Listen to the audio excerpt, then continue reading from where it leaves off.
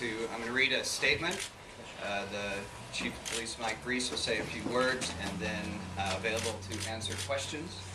Joining me is City Commissioner Nick Fish, who among other duties is the Parks Commissioner and also the Commissioner in charge of the Bureau of Housing that partners with the county to provide a lot of homelessness and affordable housing services.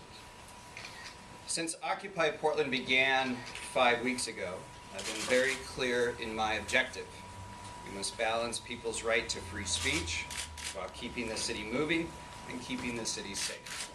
I've said from the very beginning that behavior matters. We've maintained our balance through day-to-day decisions regarding Occupy Portland. While the Constitution requires city governments to facilitate speech by citizens, city governments also have the authority and the responsibility to regulate associated behaviors on behalf of the general public.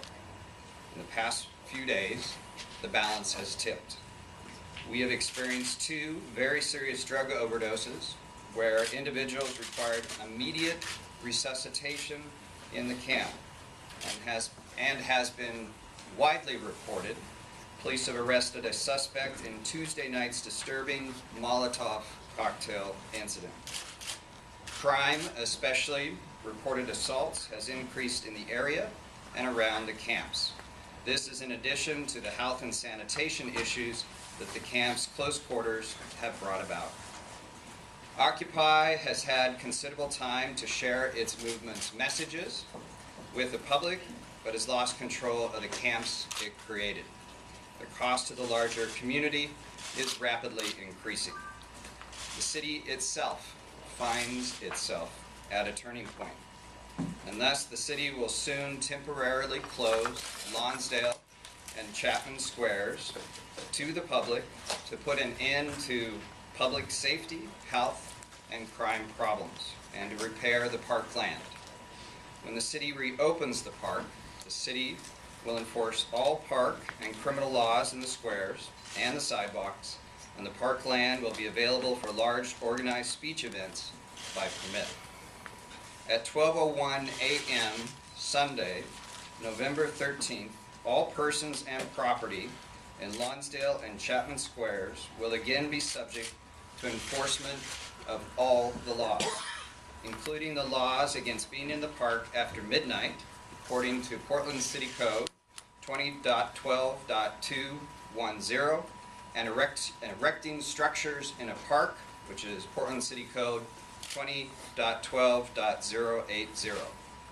On or after 12:01, Sunday, November 13th, by authority of Portland City Code, the city will close Lownsdale Champman Square for repair and to remediate any remaining safety, health, and crime problems. Portland Police are carefully preparing for this closure, and share my goal that it be done in an orderly and peaceful manner. I want to make clear this action is not an action against the Occupy Portland movement. In fact, the Occupy Portland movement has highlighted the challenges our country, like many across the country, are facing with homelessness. Too many in our community are without a safe place to call home. Despite fiscal challenges, the city has continued to invest in long-term solutions to end homelessness.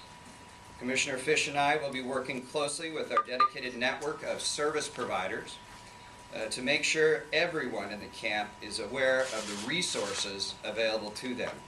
Experienced outreach workers will be reaching out to the homeless people in the camp to help them access existing resources in our community, like health care, emergency shelters, permanent housing placement assistance, and short-term needs. Soon after its beginning, I said my own personal view that the Occupy movement would have to evolve in order to realize its full potential.